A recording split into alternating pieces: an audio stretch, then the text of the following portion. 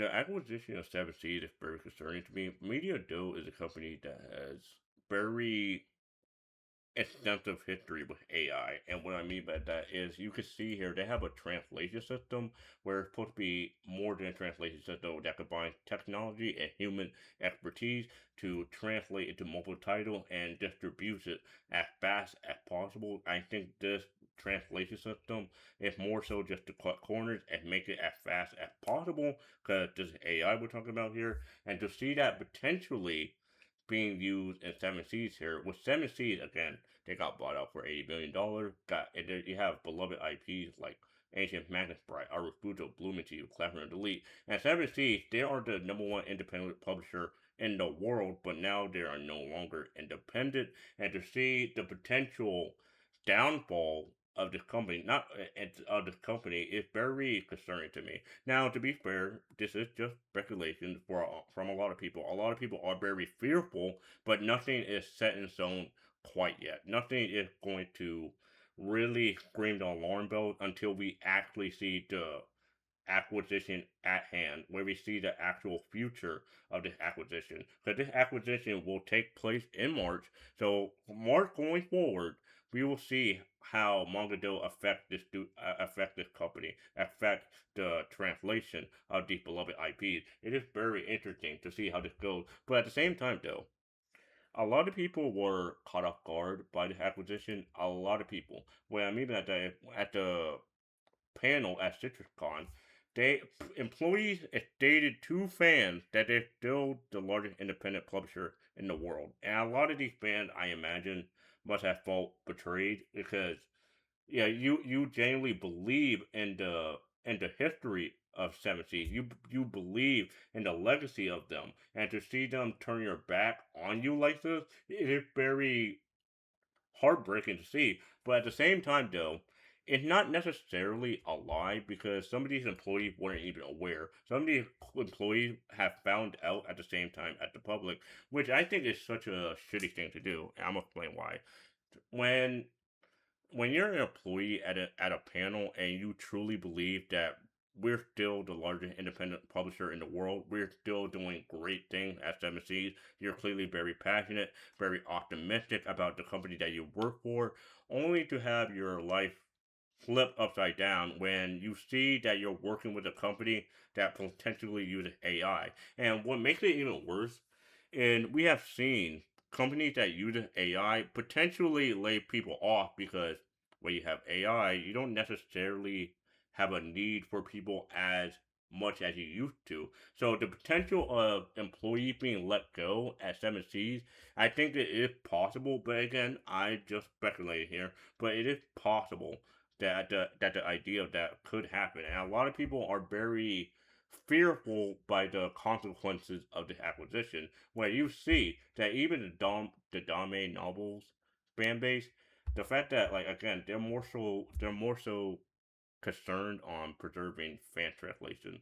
And the future really does not look good. The fact that they are more concerned about the fan translation instead of considering the benefits or considering that potentially Media Dough could be good for 7C, they're immediately just fuck no. We gotta preserve this. We gotta save our work. Make sure our work is good and secure, and make sure that the IP we love are preserved. Because Media Dough, I think, has the potential consequence of actually ruining these beloved IPs because a lot of people are just stunned that again that the staff wouldn't even perform. A lot of people are really stunned because the staff they were again anti AI, and to see this betrayal like this, I think a lot of these people are not really happy about it, and understandably so because fuck AI. A lot of people don't really care for AI, and a lot of people are just downright devastated and just find it so odd because this is a company that has so much love, such a big history and reputation, and for them to be bought out like this, it is very surprising to me when you see like the fact that historically a push for AI usually comes from the top dog. And the top dog, they don't really necessarily care about the longevity of their product, about the sincere passion for your fan base. They don't really care about the audience. They more so care about the profit, the bottom line, and just the overall benefit that it could grant them instead of for everyone else. And so the fact that we have a acquisition like this, it could bode very interesting consequences. Like we're genuinely going to have to see what happens because again, the acquisition happens in March, so we will just have to see what happens until then. And the fact that this is a company that stated that they will not have any changes, they will continue to operate, but they state here that they will use artificial intelligence to help translation, cutting the translation time from 5 to 6 months to 2 months, and it will expand their category by 2,000 titles. And to me, that brings alarm bell because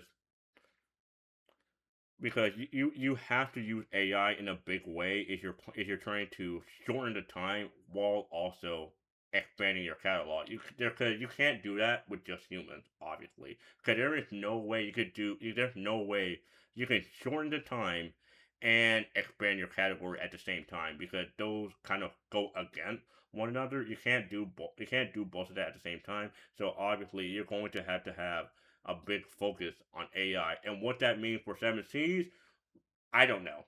We'll just have to see what happens with Seven Seas. Seven Seas is a very precious publisher for a lot of people, and a lot of people are very fearful about an acquisition like this. So we'll just have to see what happens as a result of this because this does not look good. Like the fact that Media Do they do have some experience with AI. The fact that like they have acquired MAL and the fact that they sold it to a Web3 AI company and they have tinkered with the idea of AI. It's very concerning to see what they could possibly do with Seven Seas after this potential buyout. But again, it remains to be seen. But regardless, let me know your thoughts on the future of not Manga the future of Seven Seas here. And with that being said, guys, I'll see you guys on the next one.